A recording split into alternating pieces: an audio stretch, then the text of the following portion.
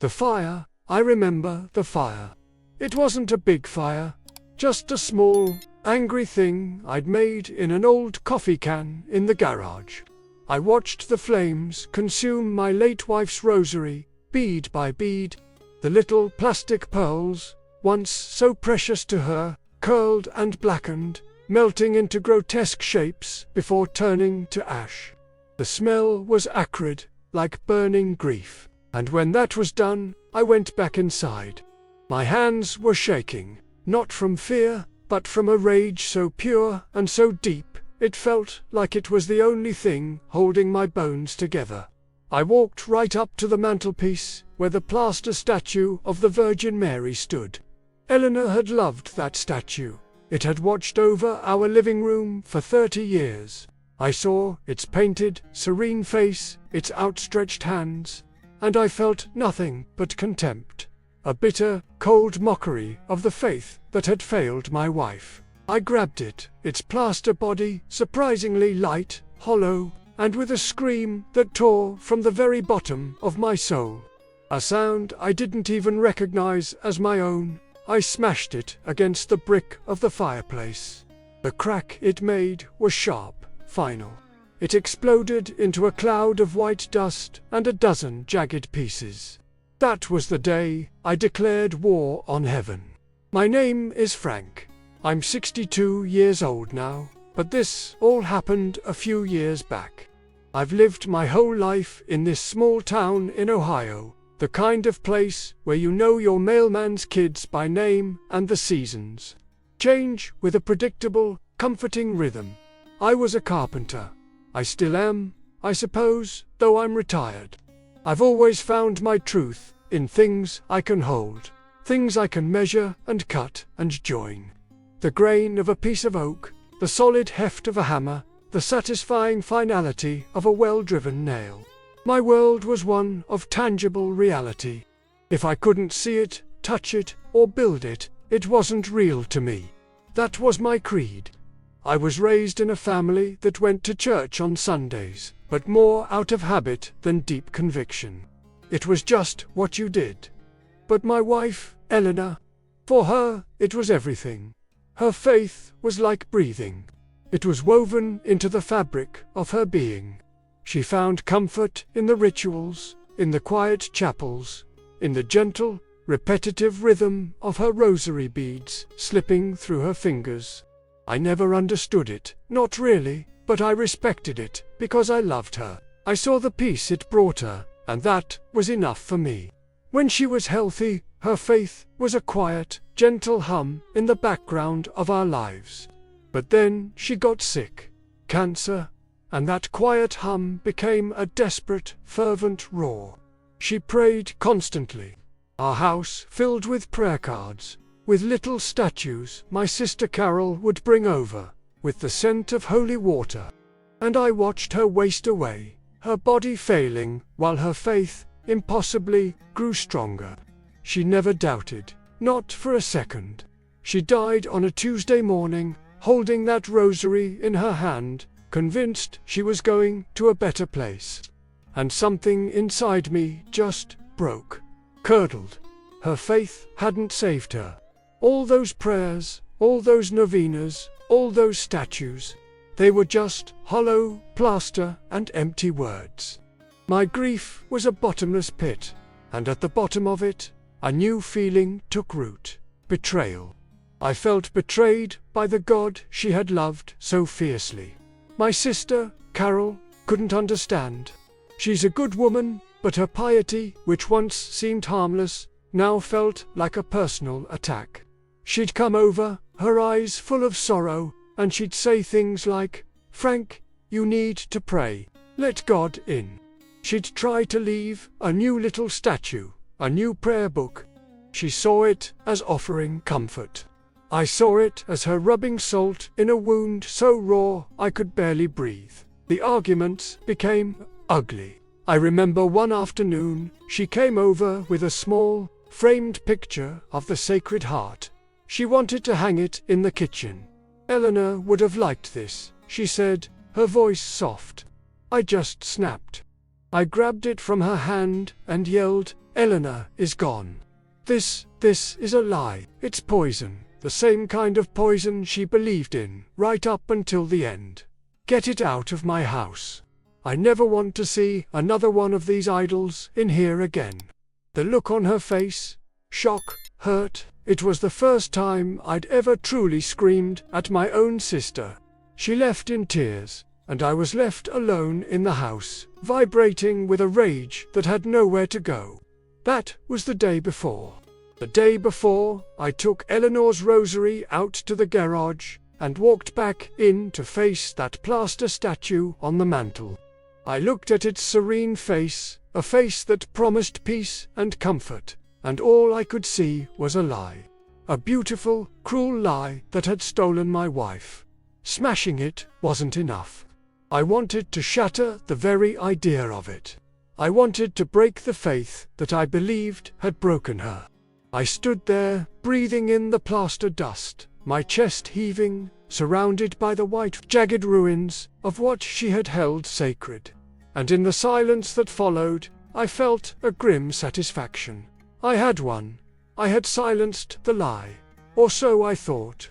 If this story is already speaking to you in some way, if you've ever felt that kind of anger or that kind of loss, do me a favor. Hit that subscribe button and turn on the notification bell, because what happens next is something I still struggle to explain. And, if you would, leave a comment below and just let me know where you're watching from. It helps to know I'm not just talking into the void, that there are real people out there listening. I'd appreciate knowing who I'm sharing this with. After the dust settled, there was no victory. Just a profound, hollow silence. The satisfaction I thought I'd felt after smashing that statue was fleeting, like a flash of heat that leaves you colder than before. My rage, which had been a fire in my belly for months, had burned itself out. All that was left was ash. The days that followed were grey and shapeless. I'd wake up, make coffee, and stare out the kitchen window at a world that seemed to have lost all its color. I worked in my shop, but my hands felt clumsy, disconnected. The clean lines of the wood, the precision of the measurements, it all felt pointless.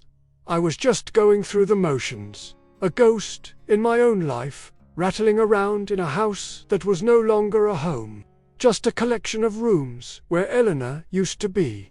My sister Carol called a few times. I didn't answer. What was there to say? I had drawn my line in the sand. I had chosen my side in a war of one, and my side was cold, hard, and empty. But it was mine. My son, David, was the only real connection I had left. He was a good kid, 34 years old, with Eleanor's kindness and my practical mind. He was an engineer, lived a couple of hours away. He wasn't one for long, emotional talks. We were cut from the same cloth that way, but he was steady. He'd call every Sunday night, like clockwork, just checking in on the old man, he'd say. That weekly call was a lifeline, a small, predictable piece of order in the chaos of my grief. He never pushed me about Eleanor, never tried to fix me. He just listened.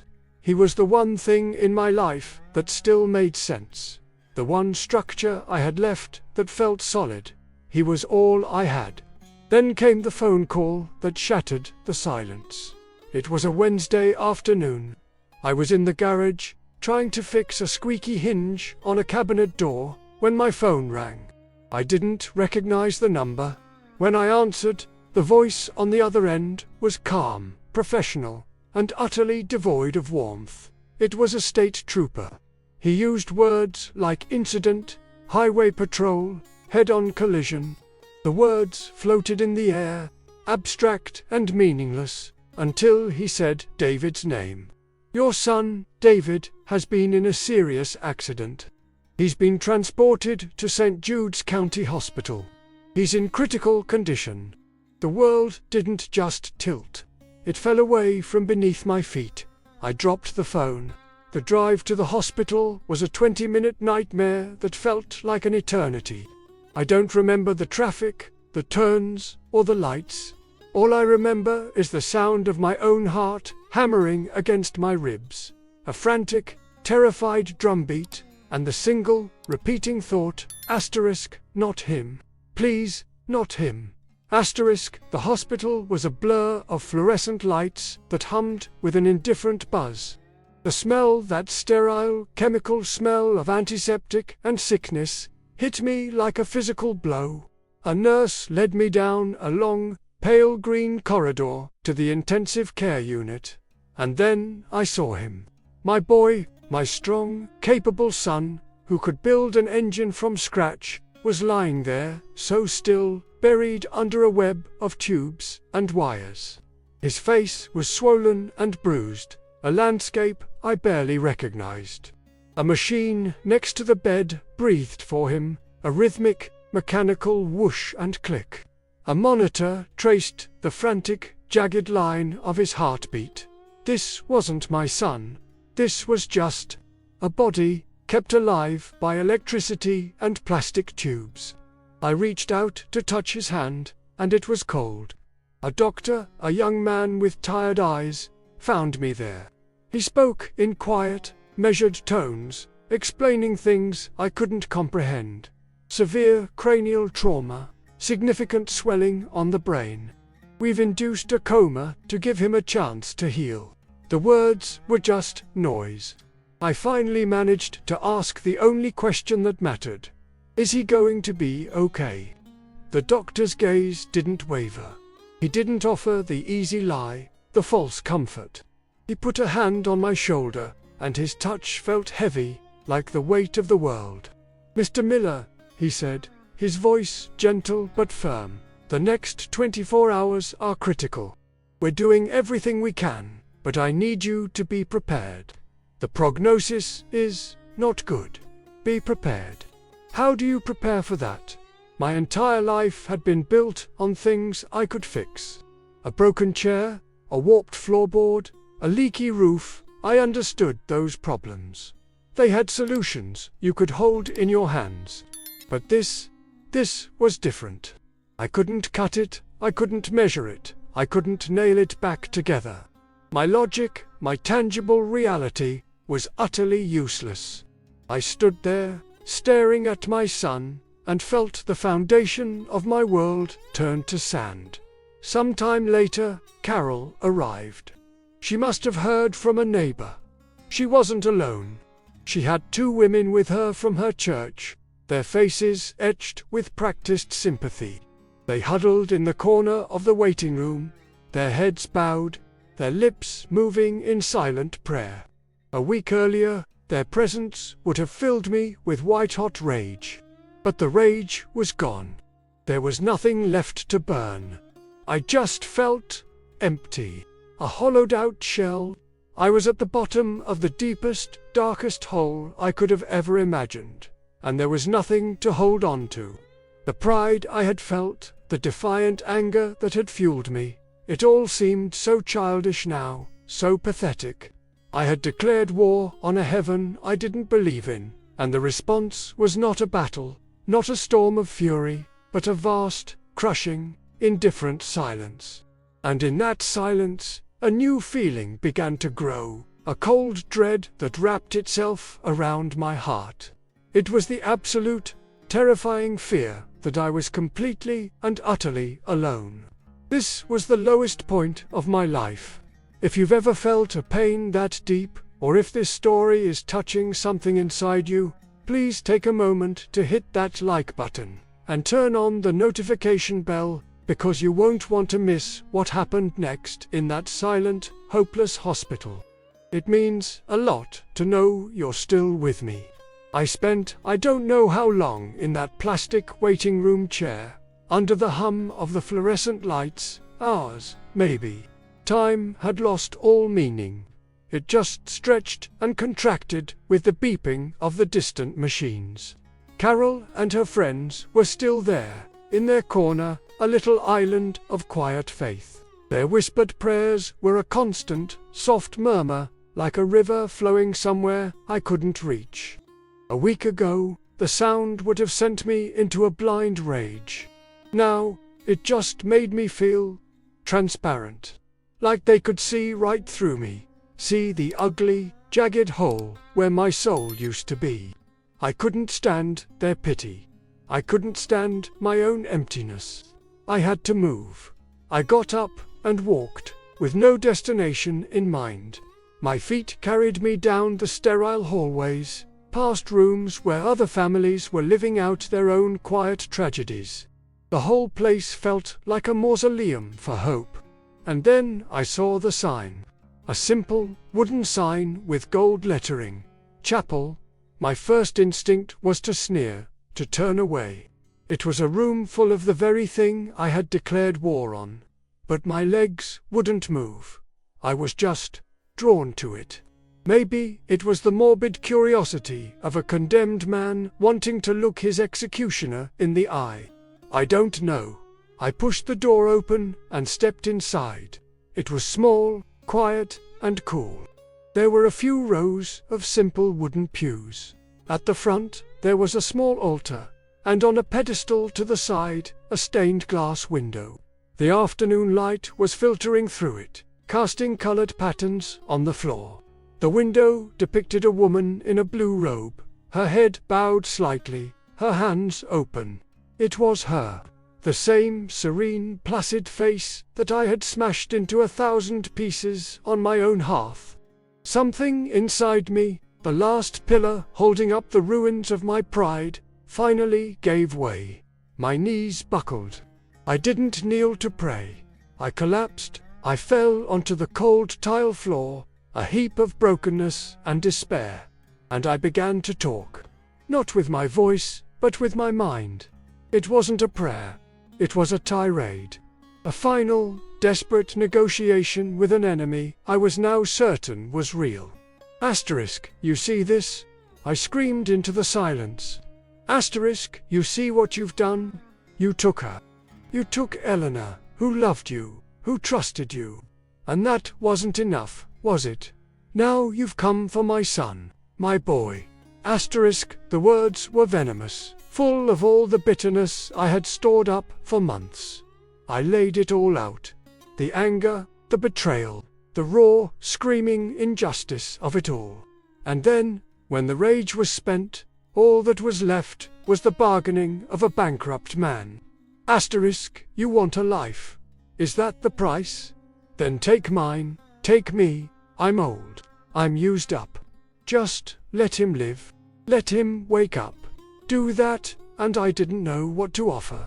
What could I possibly give? I'll do anything, I finished, the thought ending in a sob that was ripped from the deepest part of me. I offered my life, my miserable, worthless life for his. I lay there on the floor, my face pressed against the cold tile, waiting for the lightning bolt, for the final, crushing silence. But nothing happened. The colored light from the window still played on the floor. The room remained quiet. And then, something shifted. It wasn't a sound. It wasn't a vision. It was a presence. The air in the room grew thick, but not in a suffocating way. It was heavy, like a warm blanket being laid over me. And with it came a feeling so powerful, so completely alien to me, that it stopped my breath. It was a feeling of peace. But it was more than that. It was a feeling of mercy. A vast, ocean-deep mercy that wasn't earned, that wasn't deserved, but was just given. In that moment, I saw my anger for what it was. Not a righteous fury, but a child's tantrum. I saw the image of me in the garage, watching the rosary melt.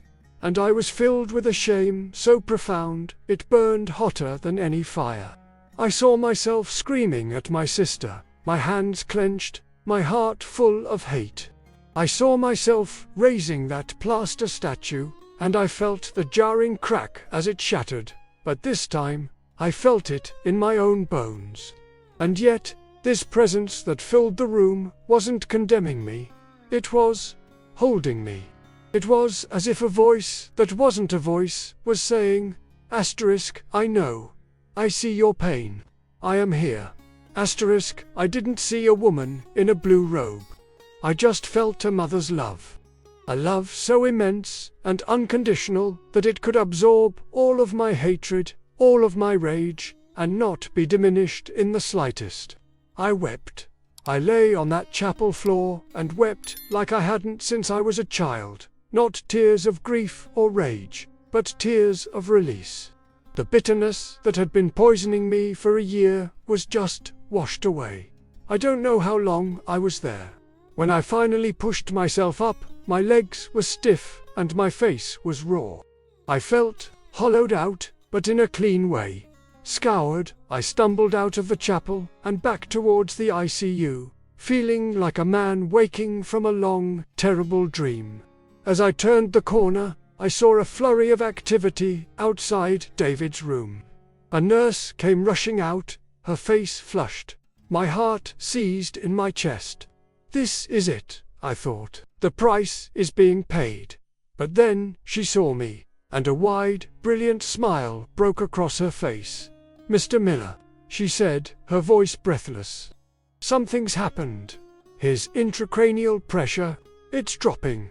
Rapidly, his vitals are stabilizing. We don't know why. It's inexplicable." The doctor came out a moment later, his expression one of stunned disbelief. He looked at me, then at the monitors, then back at me. "I've never seen anything like it," he mumbled. "It's like a switch just flipped." I stood there, leaning against the wall for support, looking through the glass at my son. He was still, but the frantic, jagged lines on the monitor beside him were settling into a steady, rhythmic pulse, a beat of life, a beat of hope. Inexplicable, that was the word the doctor used. A man of science, of tangible reality, had no explanation. But I did, and it was a truth so staggering, so world-altering, that it left me breathless. If you've ever witnessed something that science couldn't explain, or if you believe in the power of moments like these, please hit that like button. And make sure you've turned on that notification bell. Because the conversation I had with my son when he finally woke up is something you are not going to want to miss. The days after David woke up were a strange kind of fog. A fog of relief so profound it felt like a physical weight had been lifted from my shoulders, but also a fog of confusion. The world I knew, the one built on solid ground, on tubophores and level lines, had been shaken to its core. David was recovering, slowly but steadily. The doctors kept using the word miraculous. They'd shake their heads in the hallway, looking at his charts, muttering about statistical improbabilities. And every time they said it, a part of me would flinch. Because my old self, the carpenter, the man of angles and measurements, was screaming for an explanation. Coincidence? That was the word I clung to in the quiet of my house. After the visitors had gone and the only sound was the ticking of the grandfather clock in the hall. It was a 1 in a million chance. A spontaneous remission of the swelling. The human body is a complex machine, and sometimes it just fixes itself. I would sit in my workshop, running my hand over a piece of smooth, sanded pine, and try to build a logical case for what had happened. I'd construct it piece by piece, like a cabinet. Premise 1, David had a severe injury. Premise 2, I had a moment of extreme emotional distress in the chapel. Premise 3, David's condition improved. Conclusion, the events were concurrent, not causal.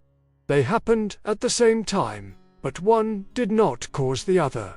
It was a neat, tidy box. I could close the lid on it and put it away. But the explanation felt thin, like a single coat of varnish on rotten wood. It looked fine from a distance, but it didn't hold up to scrutiny. My mind, the very tool I had always trusted, had become a battleground. The logician in me would present the facts, and then another voice, a quieter, newer one, would ask, and what about his dream? The woman in the blue light. Was that a coincidence, too? I'd argue back that it was just an hallucination, a product of the trauma and the medication. The brain does strange things when it's healing. It's all just neurochemistry. But the new voice would whisper, asterisk, you didn't see his face when he talked about her. You didn't feel the truth in that room. Asterisk, then came the dreams. My dreams, they weren't of a woman or a voice. They were of light. I would dream I was back in that hospital chapel, but the room was filled with the most intense, beautiful light pouring from the stained glass window. It wasn't just yellow and red and blue. It was colors I didn't have names for, and they were warm, like sunlight on my skin. I'd wake up not with a sense of fear, but with a profound, aching peace. And with something else, shame. The shame was a physical thing. It would wake me in the middle of the night, a hot, sick feeling in the pit of my stomach. In the darkness, my past actions played back in my mind, not with the righteous anger I had felt at the time, but with a horrifying clarity. I saw myself grabbing that picture of the Sacred Heart from my sister's hands, saw the shock and hurt in her eyes as I screamed at her. I heard my own voice, dripping with scorn, telling Eleanor that her prayers were just a way of talking to herself. I remembered the smug satisfaction I felt when I'd make a joke about Father Michael's faith, calling him a peddler of fantasies. Each memory was a fresh wound. Smashing the statue had been an act of rage, a volcanic eruption of grief. But the mockery, the little daily cruelties I had inflicted on the people I loved, all in the name of my own proud disbelief. That felt worse now. It felt petty, it felt ugly. It was the sin of a small, bitter man. If you've ever had to face a part of yourself you're not proud of, if you've ever felt that battle between the person you were and the person you're trying to become, do me a favor and hit that like button. And make sure you've turned on that notification bell, because sharing this part is, well, it's not easy. I knew I couldn't keep running from it. The logical box I'd built was falling apart. I had to face it. I had to go to the source. One Tuesday morning, I got in my truck. I didn't go to the hospital. I drove to St. Mary's Eleanor's church, the one I hadn't set foot in, except for her funeral, in over 30 years. I parked across the street and just sat there for a long time, watching the sun glint off the cross on the steeple. A symbol I had once despised that now seemed to be looking right at me. My hands were sweating on the steering wheel. I felt like a fraud, an intruder. Finally, I got out and walked across the street. The heavy wooden doors were unlocked. I pulled one open, and the scent hit me first. That smell of old wood, beeswax, and the faint, sweet trace of incense. The smell of Eleanor's Sunday coat. The air inside was thick with a silence that felt ancient and alive. Light filtered through the stained glass windows, painting the empty pews in soft colors. It was just like my dream. I saw the stations of the cross on the walls, the marble altar, the tall crucifix hanging in the center. All the things I had dismissed as idols and superstitions. But my anger was gone. I just felt small. I sat in the back pew, the one Eleanor and I used to sit in when we were first married, and I felt like a stranger in a land I should have known my whole life. I didn't know what to do. I didn't know the words. My mind was a blank slate. All I could think of was what I had destroyed. I remembered the Rosary, the way the plastic beads curled in the fire, the acrid smell of burning plastic and prayer. The shame was so intense I had to close my eyes. When I opened them, my gaze fell on the small font of holy water by the door. I remembered how Eleanor would dip her fingers in it every Sunday, making the sign of the cross.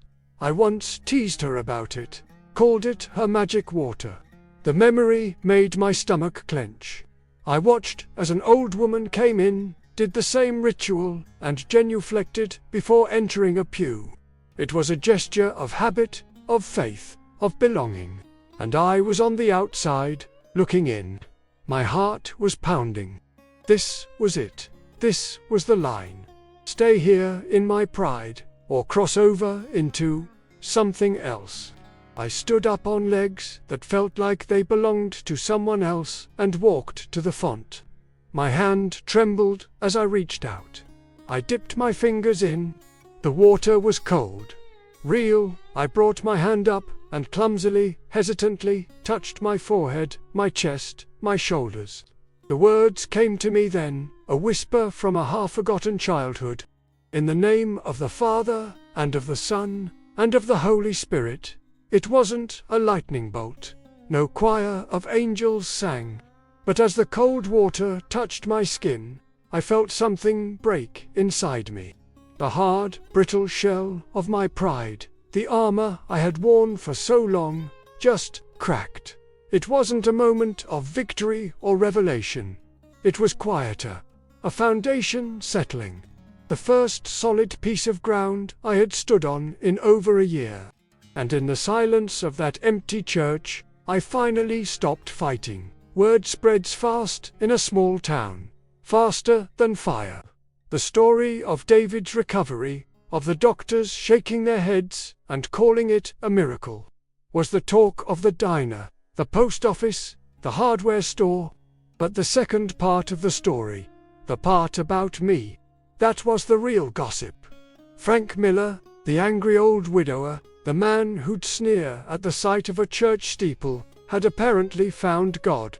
The reactions were predictable. My old drinking buddies at the VFW hall thought it was a joke. A couple of them clapped me on the back, laughing. "Heard you got religion, Frank. Did you hit your head, too?" They meant it to be funny, but it felt like they were talking about a stranger. Others were more cautious, their eyes full of a kind of clinical pity. "Grief does strange things to a man," I heard my neighbor tell his wife over the back fence. "He's just looking for a crutch." They tried to reason with me, to offer logical explanations. It was a statistical anomaly. It was a delayed reaction to the medication. It was a hallucination brought on by stress and lack of sleep. They were trying to be kind, trying to pull me back to the solid ground of reality we had all once shared. But they didn't understand. The ground I was on now was more solid than anything I had ever known. I didn't argue with them. I didn't try to convince them. What was the point? How do you describe a color to a man who has only ever seen in black and white? When they'd push, I would just look them in the eye and say, "It was the most real thing that has ever happened to me." And in the face of that simple, quiet certainty, their arguments would just wither. Because it wasn't a theory I was defending. It was a memory. It was the feeling of that presence in the chapel, the weight of a mercy I had done nothing to deserve. It was the look on my son's face when he told me about the woman in blue light. You can't debate a memory. You can only bear witness to it. My sister Carol, of course, was my anchor. She didn't ask for explanations. She just saw the change in me, and she wept with a joy so pure it was humbling. She and her prayer group, the women I had once scorned, they welcomed me. Not with "I told you so," but with open arms. They didn't see a broken man or a hypocrite. They just saw a brother who had finally come home. I started going to St. Mary's with Carol. At first, it was terrifying. I felt like a spy behind enemy lines. Every hymn, every prayer, was a reminder of my own past mockery. But slowly, the symbols I had once hated began to speak a new language. The crucifix wasn't an idol. It was a symbol of a love so profound it was willing to suffer. The statues weren't hollow plaster. They were reminders, signposts pointing to something greater. Carol gave me a new rosary, simple wooden beads, nothing like the one I'd burned. At night, I'd sit in Eleanor's old chair and hold it. My clumsy carpenter's thumbs would fumble with the beads, and I'd try to whisper the prayers I was relearning. It felt awkward, foreign, but in the quiet repetition, there was a kind of peace, a gentle rhythm that soothed the ragged edges of my soul. The real test came a few months later. The church was having its annual parish picnic. It was a bright, sunny day, the kind Eleanor had loved. The whole town was there. I saw my old buddies from the VFW hall flipping burgers, my neighbors chasing their kids on the lawn. And I saw my son, David, laughing with his wife. A faint scar above his eyebrow, the only reminder of how close I'd come to losing him. Father Michael got up to say a few words, to thank everyone for coming. And as he spoke, I felt a familiar, powerful nudge. A feeling that I had to speak. My heart started hammering against my ribs. I looked at Carol, and she must have seen something in my face, because she just squeezed my hand and nodded, as if to say, "It's okay." When Father Michael finished, I stood up. A hush fell over the crowd. Frank Miller, standing up to speak at a church picnic. This was going to be good. I walked to the front, my legs shaking. I didn't have a speech prepared. I just had the truth. I looked out at all those familiar faces, the curious, the skeptical, the kind. "Most of you know me," I began, my voice cracking. "You know who I was. I was an angry, bitter man. I was proud of my disbelief. I thought faith was for the weak. I mocked it. I mocked my wife's faith, even as she was dying. I screamed at my sister for trying to offer me comfort. I declared war on a God I said I didn't believe in. I took a deep breath, and I looked right at Carol. And I am so sorry for that. For the pain my pride caused." Her eyes filled with tears. I stood in my own living room, I continued, my voice dropping to a whisper. "And I took a statue of the Virgin Mary, a statue my wife loved, and I smashed it to pieces on the floor. I wanted to destroy what she held sacred because I felt it had failed her. And then," I said, my voice growing stronger, "my son was taken from me. I was brought to the absolute bottom. I had nothing left, and in a hospital chapel, I fell on that floor, and I finally understood. It wasn't my anger that brought him back. It wasn't my bargaining. It was mercy, a mercy I had spit on. The very thing I rejected, the very faith I tried to shatter. That's what lifted me up. That's what saved my son. That's what saved me." I looked out at the silent crowd. "I'm not here to tell you what to believe. I'm just here to tell you what I know. My war with heaven is over, and the terms of surrender were peace. I'm still a carpenter. My hands still find their truth in the grain of wood. But now, it's different. In my workshop, there's a block of cherry wood on the bench. For the past few months, I've been working on it. The same hands that shattered plaster are now learning to shape grace from that wood. I'm carving a new face, a serene face, with outstretched hands. It's not an act of penance. I know I can never earn the forgiveness I was given. No, this is an act of gratitude, an act of love from a father whose son was returned to him. This whole journey wasn't about changing religions. It was about receiving a new heart. It was about learning that the opposite of pride isn't shame, it's humility. And that the answer to our rage isn't more anger, it's a love so vast it can absorb it all and still have room for more. If you've ever felt a presence you couldn't explain, if you've ever been lifted up when you were at your lowest, I would be so honored if you would share just a word about it in the comments below. Your story matters, and it helps the rest of us know we're not alone on this journey. And if my story has meant something to you today, please do me a favor and hit that like button.